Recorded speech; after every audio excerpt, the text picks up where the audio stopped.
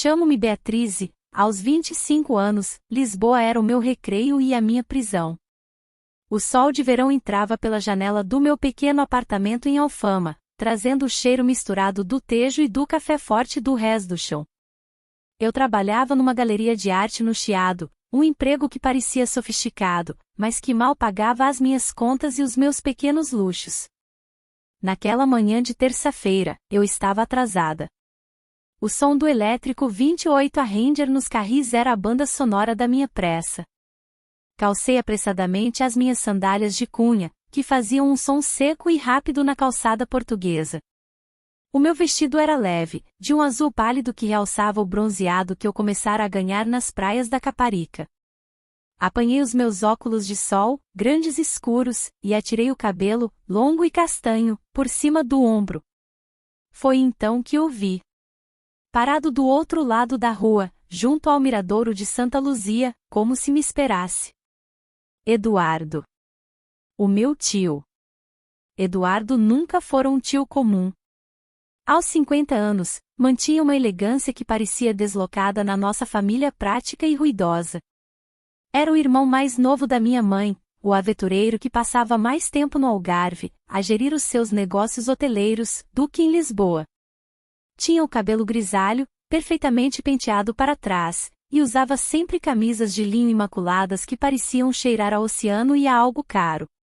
Os seus olhos, de um azul profundo que contrastava com a pele bronzeada, fixaram-se em mim.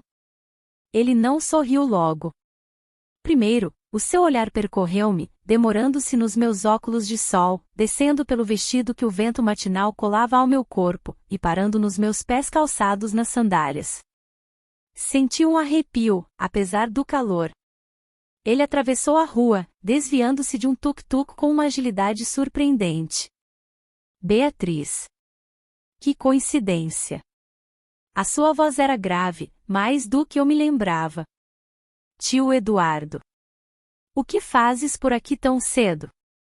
Reuniões, disse ele, vago. O seu perfume envolveu-me. Não era o sândalo pesado que o meu pai usava, era algo mais leve, cítrico, com uma nota de tabaco. A tua mãe disse-me que ias jantar à casa dela no sábado. Faz tempo que não nos vemos. Sim, eu vou, confirmei, tentando controlar a minha respiração. A sua proximidade era perturbadora. Ele era família, mas o olhar dele não era familiar. Estás diferente, comentou ele, inclinando a cabeça. Os seus olhos pareciam ler através dos meus óculos escuros. Mais, confiante. São só os óculos de sol, brinquei, mas a minha voz saiu trêmula. Ele riu-se, um som baixo. Talvez. Ou talvez seja o vestido. Ele estendeu a mão e, por um segundo, pensei que ele ia tocar-me no rosto. Em vez disso, ajeitou delicadamente uma pequena corrente de ouro que eu usava, os seus dedos roçando a pele quente da minha clavícula. O toque foi breve, quase acidental, mas pareceu queimar. Vemo-nos no sábado, querida. Ele afastou-se, e eu fiquei ali parada, a vê-lo descer a rua de Alfama com passos largos e seguros. Senti os meus joelhos fracos. O dia na galeria foi uma tortura. Cada cliente que entrava, eu esperava que fosse ele. Cada telefonema, eu desejava que fosse a sua voz. Quando cheguei a casa, despi o vestido azul e deixei-o cair no chão. Fiquei em frente ao espelho, apenas com a minha lingerie de renda. O que é que ele tinha visto? Olhei para a marca vermelha tênue no meu pescoço, onde os seus dedos me tinham tocado. Peguei no meu diário, um caderno de capa de couro que, ironicamente, Eduardo me tinha oferecido no aniversário, há anos. Para os teus segredos, dissera ele. Nunca imaginei que ele se tornaria um deles. Escrevi sobre o calor, sobre o olhar dele, sobre a forma como os meus saltos pareciam fazer um som diferente no passeio quando ele estava a olhar. Senti-me culpada e, ao mesmo tempo, estranhamente viva. Aquele sábado não podia chegar suficientemente depressa. O sábado demorou uma eternidade a chegar. Passei a tarde numa ansiedade febril. Escolhi o vestido com o cuidado de um estratega. Era de seda, cor de vinho do Porto, e deslizava pelo meu corpo como água. Não era decotado, mas tinha costas abertas, revelando a pele que o sol da Caparica tinha beijado. Calcei os sapatos de salto alto, pretos e finos, que me davam uma confiança que eu não sentia. Um toque de perfume nos pulsos e na nuca. Estava pronta. O apartamento dos meus pais, na Lapa, tinha vista para o Tejo. O cheiro a jasmim do pequeno terraço misturava-se com o aroma do jantar que a minha mãe preparava. "Estás linda, querida", disse ela, beijando-me a testa. "Mas não achas esse vestido um pouco?" "É elegante, mãe", cortei-a, suavemente. Então, a campainha tocou. O meu coração deu um salto. Eduardo entrou. Parecia saído de uma revista. Calças de linho claras, uma camisa azul escura que fazia os seus olhos parecerem ainda mais profundos. Ele trazia uma garrafa de vinho, com um rótulo que eu não reconheci. "Vinho verde da minha quinta no Algarve", anunciou ele, entregando-o ao meu pai. Mas os seus olhos estavam em mim. Vi o momento exato em que ele me analisou. Foi rápido, quase imperceptível, mas sentiu como um toque físico. O seu olhar demorou-se nas minhas costas nuas, desceu pelas minhas pernas até aos sapatos de salto. Ele engoliu em seco, disfarçando com um sorriso para minha mãe. O jantar foi uma tortura deliciosa. Falavam de política, do calor, dos negócios dele no sul. Eu mal conseguia comer. Sentia o seu olhar sobre mim cada vez que eu levava o garfo à boca.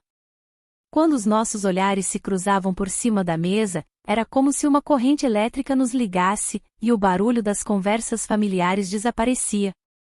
"Beatriz, querida, podes ir fazer os cafés?", pediu a minha mãe, depois da sobremesa. Levantei-me, sentindo o vestido de seda mover-se contra a minha pele. Na cozinha, enquanto a máquina de café italiana fazia o seu barulho característico, senti a presença dele antes de o ver. "Deixa-me ajudar", disse Eduardo, a sua voz baixa, quase na minha nuca. Virei-me e fiquei encurralada entre ele e o balcão. O espaço era pequeno. O seu cheiro era avassalador. "Não precisas, tio. Eu consigo."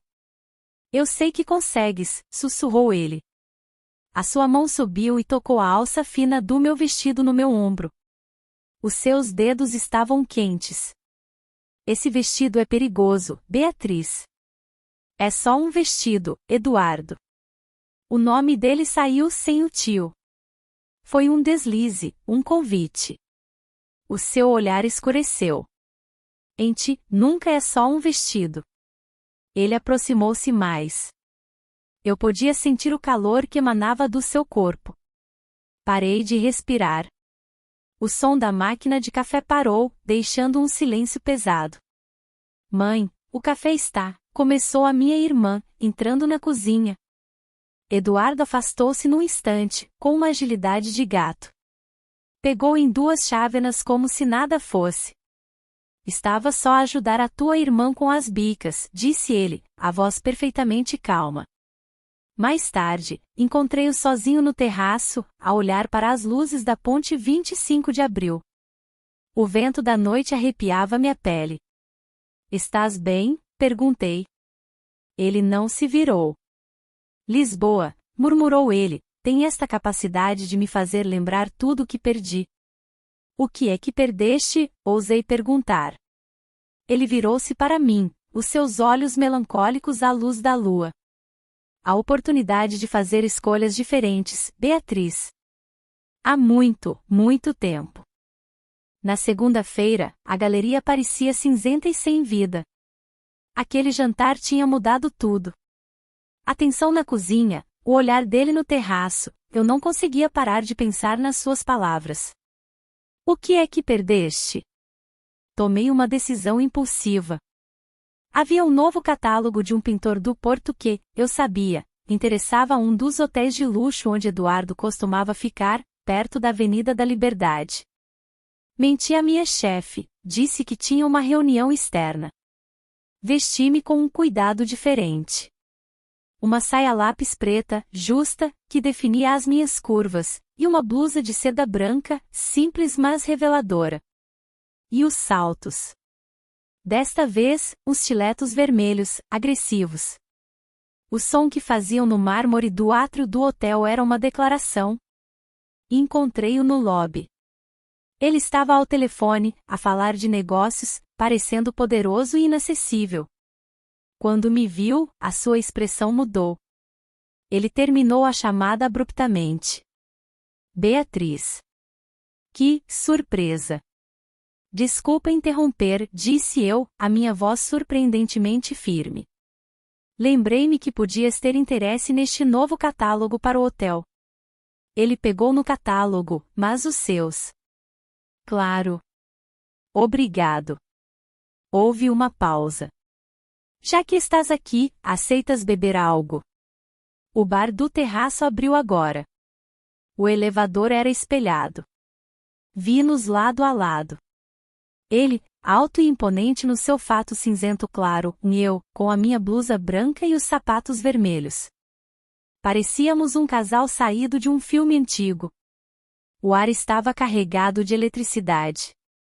O terraço tinha uma vista deslumbrante sobre a Baixa Pombalina e o castelo. O sol estava a pôr-se, pintando o céu de laranja e rosa. Pedimos 2 vinhos verdes. Então, disse ele, gostas de trabalhar na galeria? A conversa era trivial, mas o que não dizíamos era ensurdecedor. Senti o seu olhar a seguir cada movimento meu. Quando levei o copo aos lábios, os seus olhos fixaram-se na minha boca. Quando ajeitei o cabelo, ele seguiu o movimento da minha mão. A sua conversa sobre o Algarve era melancólica. Falava da solidão dos negócios, das noites longas a olhar para o oceano. Cruzei as pernas. O meu stileto vermelho deslizou, ficando preso apenas na ponta do meu pé, balançando preguiçosamente. O seu discurso parou a meio de uma frase. O seu olhar desceu, fixando-se no meu sapato pendurado, no arco do meu pé nu. Foi apenas um segundo, mas foi intenso, quase possessivo. Eu senti o meu rosto corar. Lentamente, sem desviar o olhar do dele, deslizei o pé de volta para dentro do sapato. O pequeno som do couro a ceder foi o único ruído entre nós. Ele limpou a garganta. Está a ficar tarde. Quando nos levantamos, o clique dos meus saltos no chão de pedra parecia ecoar por todo o terraço. No elevador, o silêncio era ainda mais pesado. Quando as portas se abriram no lobby, ele tocou-me no braço. Espera. Ele tirou uma pequena caixa de veludo do bolso do casaco. Eu vi isto numa loja de antiguidades em Faro, na semana passada. E pensei em ti. Abri-a. Lá dentro, uma pulseira de prata, antiga, com pequenos elos delicados. Era simples e linda. Eduardo, eu não posso. Podes, interrompeu ele. Combinava com o colar que estavas a usar no outro dia. Em Alfama. Ele lembrava-se do colar. Ele pegou na pulseira e, com uma delicadeza que me fez arrepiar, prendeu-a no meu pulso. Os seus dedos demoraram-se na minha pele. Fica-te bem, sussurrou ele. Até breve, Beatriz. Passei a noite a olhar para a pulseira de prata. Era um elo físico, uma prova de que a tensão entre nós não era imaginação minha. O seu peso no meu pulso era um lembrete constante. 2 dias depois, recebi uma mensagem dele. Gostas de fado? Conheço um sítio em Mouraria. Não é para turistas. Encontra-me lá às 22 horas. Não contes a ninguém. O meu coração batia descontroladamente. Isto era um passo perigoso. Um encontro secreto. Escolhi um vestido preto, simples e justo. Os meus saltos vermelhos. A pulseira de prata. Apanhei um táxi para o endereço, numa rua estreita e escura que eu mal conhecia. Era uma porta pequena, sem nome. Bati. Eduardo abriu-a. Lá dentro, estava escuro, cheio de fumo e do cheiro a vinho e madeira velha. Algumas mesas. Numa esquina, um guitarrista e uma mulher de preto, uma fadista, com um chale nos ombros. Ele guiou-me para uma mesa no canto, à luz de velas. A sua mão nas minhas costas, queimando através do tecido fino. Pedi vinho tinto, disse ele, a sua voz baixa para não perturbar a música.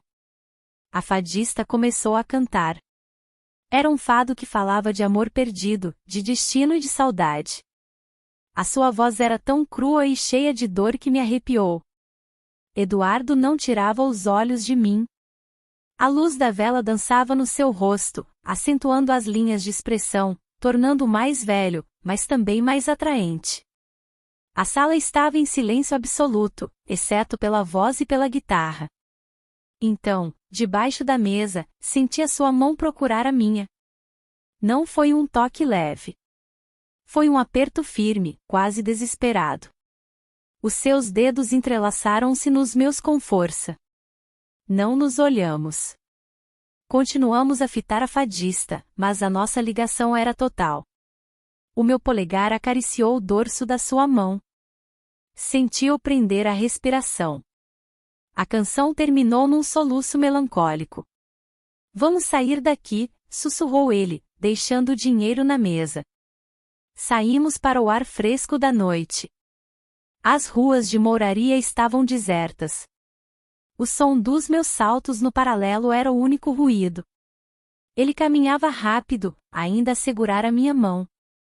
Eduardo, para onde vamos? Ele puxou-me para dentro de um beco, um pátio escondido entre os prédios velhos, iluminado apenas pela lua. Ele encostou-me contra a parede fria de pedra. Beatriz, isto é uma loucura, disse ele, a sua respiração ofegante. As suas duas mãos estavam na parede, uma de cada lado da minha cabeça. Estava presa. Eu sei, sussurrei. Tu não sabes, disse ele, a sua voz cheia de angústia. Tu não sabes o quão errado isto é. Mas não pela razão que pensas. O que queres dizer? Ele fechou os olhos, como se estivesse com dor. Eu não sou teu tio, Beatriz. O meu mundo parou. O som do fado, ao longe, parecia zombar de mim. Como assim? Eu não sou irmão da tua mãe. Nós crescemos juntos. Fomos namorados de infância. O choque foi tão grande que quase perdi o equilíbrio. O quê? A minha família era rica. A dela não. Proibiram-nos de nos ver. Ela conheceu o teu pai, um homem aceitável. E eu fui para o Algarve, para construir o meu próprio império, para lhes provar. Ele parou, engolindo em seco. Quando tu nasceste, ela fez-me prometer.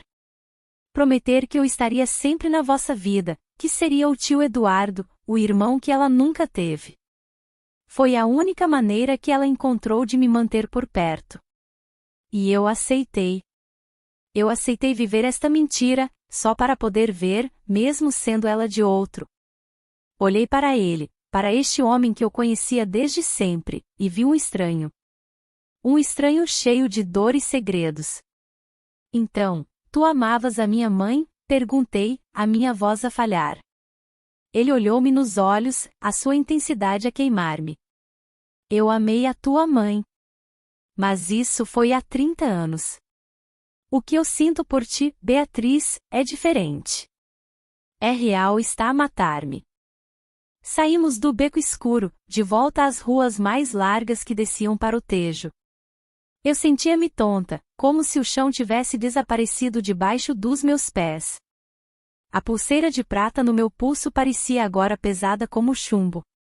Caminhamos em silêncio até chegarmos à margem do rio, perto do cais da Sodré. O cheiro do Tejo era forte, uma mistura de sal e lama. As luzes da ponte 25 de abril brilhavam como um diadema no escuro. Então, Disse eu finalmente, a minha voz soando estranha, eu sou um substituto? Eduardo parou e virou-se para mim. A sua expressão era de pura agonia. Não. Nunca. Ele agarrou os meus ombros. Beatriz, olha para mim. O que eu senti pela tua mãe foi o amor de um rapaz. Acabou há décadas. O que eu sinto por ti assusta-me. Eu tentei lutar contra isto. Eu vi-te crescer. Mas depois vi-te naquele dia em Alfama, já não eras uma miúda. Eras uma mulher. E eu percebi que a mentira que eu vivi a vida toda já não era sobre ela. Era sobre esconder o que eu sentia por ti. As lágrimas picavam-me nos olhos. Era tudo demasiado. A mentira, a paixão, o perigo. Eduardo, o que é que nós vamos fazer? Sussurrei. Eu não sei, admitiu ele. Eu só sei disto. Ele puxou-me para ele. Não foi gentil. Foi urgente, desesperado. Uma mão enterrou-se no meu cabelo, inclinando a minha cabeça para trás. A outra deslizou para as minhas costas, para a pele nua que o vestido deixava descoberta. A sua mão estava quente, e a palma pressionou a base da minha coluna, colando o meu corpo ao dele. Senti o tecido áspero do seu casaco contra o meu peito, o cheiro dele, oceano e tabaco, a encher-me os pulmões. O mundo à minha volta desapareceu. As luzes da ponte tornaram-se um borrão de cor. Consegui ouvir o som suave do rio contra o cais e o bater do seu coração, ou talvez fosse o meu. Ele inclinou-se. O seu rosto estava a centímetros do meu. Fechei os olhos, à espera. Duas luzes ofuscantes cortaram a escuridão, banhando-nos numa luz branca e cruel. O som de um carro a travar bruscamente. Afastamo-nos, piscando os olhos. Um carro preto, parado a poucos metros. A porta do condutor abriu-se. E a minha mãe saiu. O meu sangue gelou. Matilde. Ela estava ali, o seu rosto pálido e incrédulo à luz dos faróis. O seu cabelo, normalmente impecável, estava despenteado. Ela devia estar à nossa procura. Eduardo, a sua voz tremeu. Beatriz? O que é que vocês estão a fazer? Eduardo recompôs-se rapidamente. Ele deu um passo à frente, colocando-se protetoramente entre mim e ela. A sua sombra cobriu-me. Matilde, disse ele, a sua voz grave e cansada. Acabou. Não aguento mais esta mentira. Tu não podias ter me pedido isto. A minha mãe olhou de Eduardo para mim. A incredulidade no seu rosto deu lugar a algo que eu não conseguia identificar. Não era raiva. Era terror. Pânico absoluto. Ela deu um passo na minha direção, os seus olhos fixos nos meus, cheios de lágrimas. Oh, minha querida Beatriz, sussurrou ela, abanando a cabeça. Tu não percebes. Ela olhou para Eduardo com uma fúria súbita. Tu não lhe contaste, pois não? Tu não lhe contaste a verdade toda. A minha mãe voltou-se para mim, as lágrimas a escorrerem-lhe pelo rosto. Beatriz, o que tu sentes, o que ele sente, é impossível. Não é só errado. É impossível. Porque o Eduardo, ele não pode ser o homem para ti. Ele é teu pai.